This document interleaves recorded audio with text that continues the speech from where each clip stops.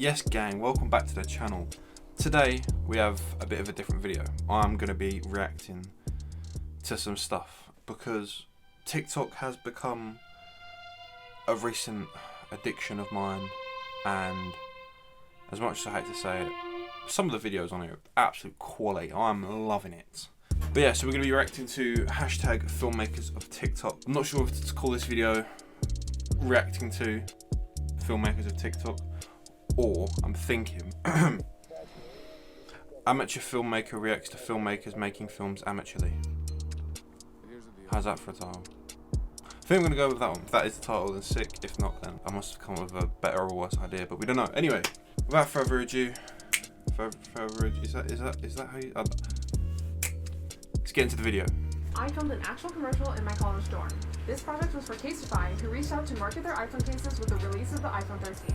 I'm in a new dorm this year, and since it's a little smaller than my old one, I finally invested in one of those foldable green screens. Oh, they're a pain in the ass to get put back. Each individual case on a turntable so that I can animate them in post. Here I wanted to get a shot of the case falling, so I dropped it on my windowsill a bunch of times. Without further ado, here is the final commercial.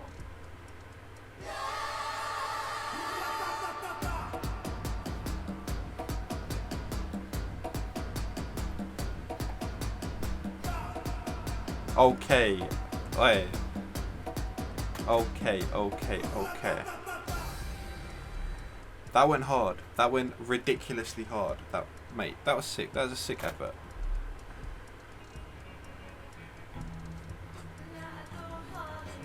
Hold on. Can we just like appreciate that composition for a second?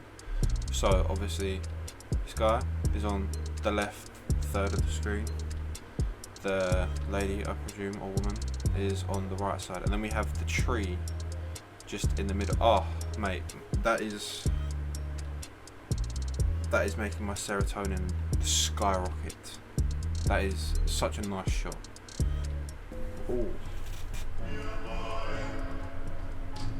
Take my lips and kiss them. Take my hands and hold them. Alright, so that, even though it's just one shot, just zooming in, yeah, that gave me like Goodfellas / Casino vibes. That was sick. That was so good. I thoroughly enjoyed that. Shot starts in low mode, ready for the actor to step into his spot. Before calling action, I would have him step into frame, so I could line up his headroom. And as long as he went back into the exact same place, it would be perfect every time. I know one of the first things you're going to notice is the guy dancing in the background. He's doing that because the light in the frame here is a motion sensor light, and if it didn't detect motion, it would go off. This ruined quite a few takes before we figured out how to do it correctly. He gave me this busted lighter. I had to look at his busted lighter. As he steps forward, I tilt down along his arm, and I use the actor's body to hide the dancing man. Once I find the lighter, I can look for the green dumpster in the background, and when I see that, I know that she will be in frame, and then someone can cue her. I'm now letting the AC, who's controlling the focus, pick the timing here, to give her time to get noticed, and then back to the lighter. The actor is looking at my monitor to see if he's back in focus before he continues his move. As he steps, that damn motion sensor light dies, and I move down low to get his legs walking for a few steps. I'm so glad that light turned back on. I really like the shadows. After a few steps, I sped up to lose him, and I started moving. The shot starts in low mode, ready for the actor to step into his... Right. There's something about black and white films that just... they're just so well done. Like the classic, like black and white noir films. They're just immaculate. Right? They really are. Again, that was a brilliant video. A very, very good video. My mother is leaving today. She doesn't know it yet, but my father made a house call. She sleeps all day. She sobs into her eggs. I call it breakfast with tears. She drowns herself into television. She talks to herself. Personally, I just think she's heartbroken. My father puts weight on her shoulders without even touching her. And now, doctors are going to butcher my mother's colorful brain until she is erased. My mother is leaving today. Wow. She doesn't know it yet. Basically, what's happening is obviously the mum is suffering from a mental health disease, illness, whatever floats your boat. If you haven't suffered mental health before, then there's not really much you can do about it. Obviously you can take pills and all that. Sometimes it doesn't really help, and obviously some people in particular aren't really aware that they are actually suffering from stuff like that, so it's a bit hard. But basically what that's saying is she's being punished because her actions and her mood swings and all that stuff have kind of like shifted away from what is considered like normal behaviour of a person, but to her she's just being herself, if that makes sense. But yeah, anyway, moving on. Oh,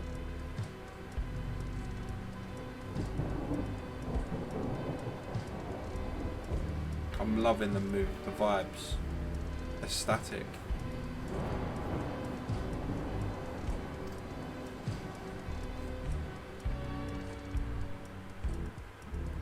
There's just something about the music and the thunder and oh, I love it. I absolutely fucking love it, lad. Anyway, moving on. Me sending the client the final video.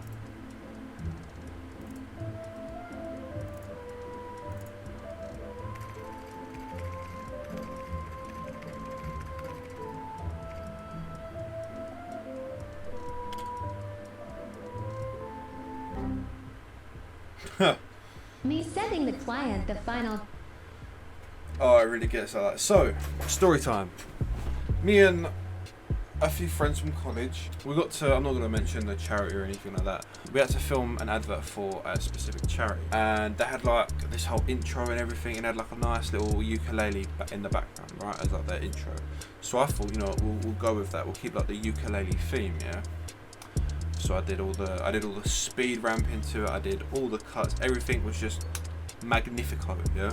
And it took me about 2 days to edit, and then I sent it off and thinking, okay, cool, like I've already checked, it's been approved, like no copyright, nothing like that. Yeah, cool, cushy. Literally 10 minutes, like I didn't even have time to transfer it to a hard drive and just chill for a bit. They went, oh, can you